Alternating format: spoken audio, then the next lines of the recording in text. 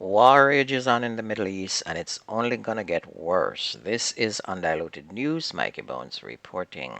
Israel is continuing airstrikes and withholding essential supplies in response to Hamas' brutal terrorist attack that killed more than 1,200 people in Israel. Israeli Prime Minister Benjamin Netanyahu, at a press conference with U.S. Secretary of State Antony Blinken, said that Hamas should be crushed and spat out from the community of nations. They have now cut off all power sources that goes to Gaza. U.S. Secretary of State Blinken vowed that U.S. support for Israel and likened Hamas crimes to ISIS. Reports are that at least 27 Americans have been killed so far in Israel, and the news is now reporting that over 1,400 people were killed, including 477 children in Gaza. But me no know who them a try to fool, because let me give you some information that they are not telling you on mainstream news TV.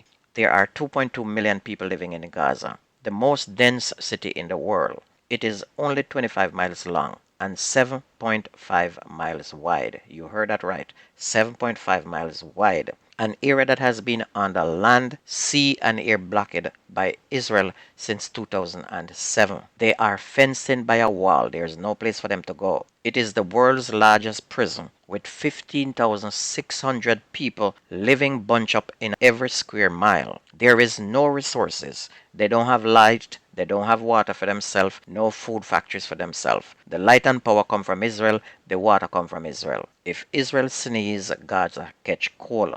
Just think what happens when Israel turn off the water. Then think what happens when they turn off the power. What happens to people in hospitals? Anybody who depend on power to survive, them kick the bucket, okay? People who work in the hospital will understand what we're talking about. These are people who live without any hope. Much, much worse than when apartheid was in South Africa. Then to make it worse, a group of people calling themselves Hamas took over this country in an election after promising these people hope, which never came. So Hamas is a legit government that rule in Gaza, although most people don't even support them. There are opposition parties there like anywhere else, but they can't even oppose anything they do.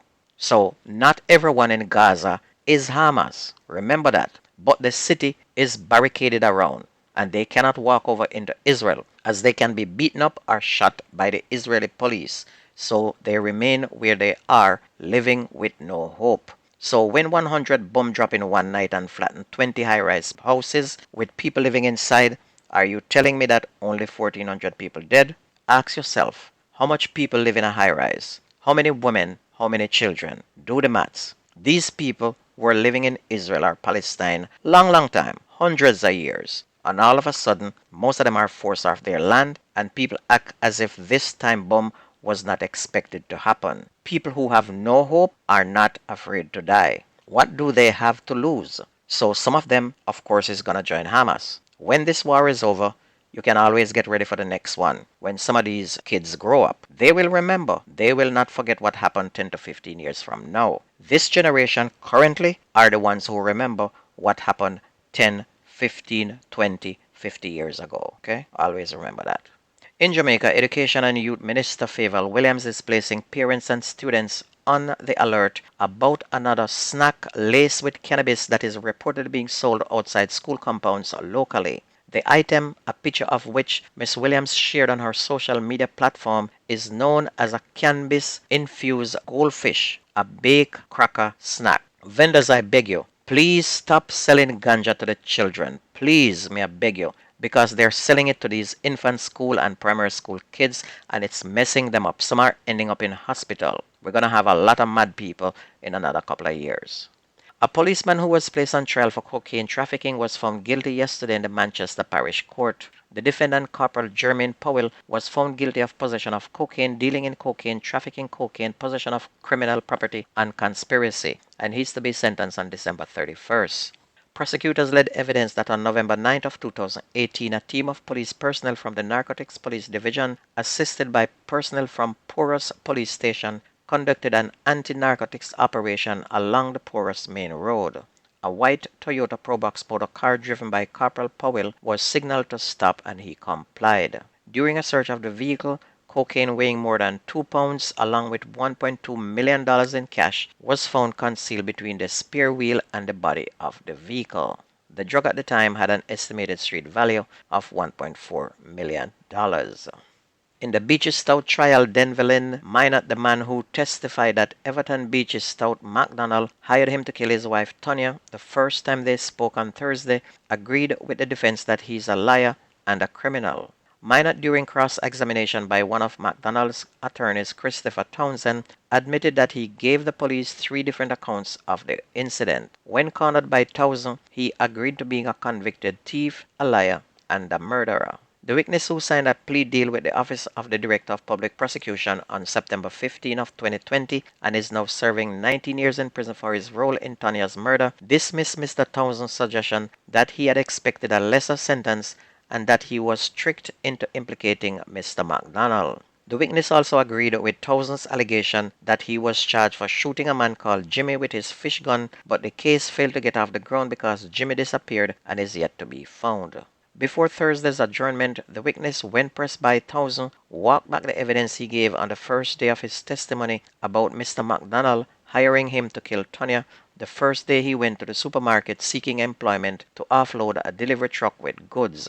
He clarified that it was not on the first day, explaining that during that conversation, MacDonald told him to check him back for employment. Looks like the attorneys are going to twist up this case, and the man who is charged is probably gonna walk.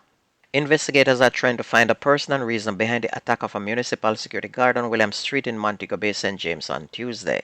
Information is that a 61-year-old man had to be hospitalized after he was beaten.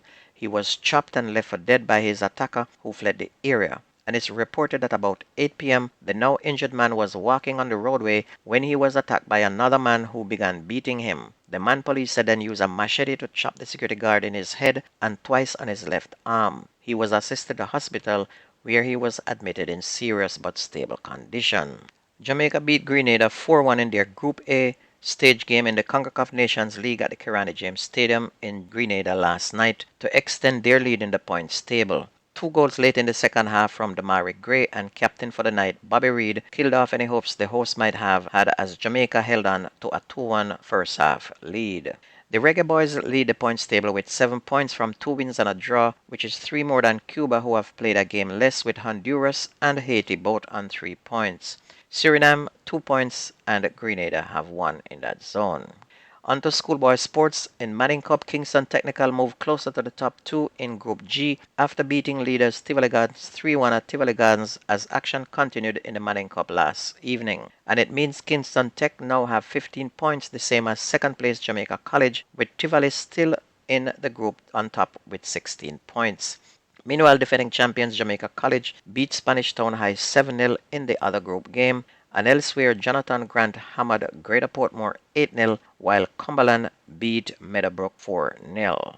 And in the Costa Cup yesterday, Clarendon College beat Thompson Town 4-1, Old Harbour beat Poros 6-0, while Mile Gully and Knox played to a 2-2 draw. We had Bel Air beating Mayday 2-0, Manchester High beating the Carteret College 1-0, while Edwin Allen beat Lennon 2-0. And don't forget that the best Manning Cup and the Costa Cup reports takes place on this here radio station. If you ever missed the news on this radio station, please go to YouTube, type in Jamaican Undiluted News, listen, like, share, and subscribe to keep it going. That's going to be news and sports on your favorite radio. My name is Mikey Bones. I gone.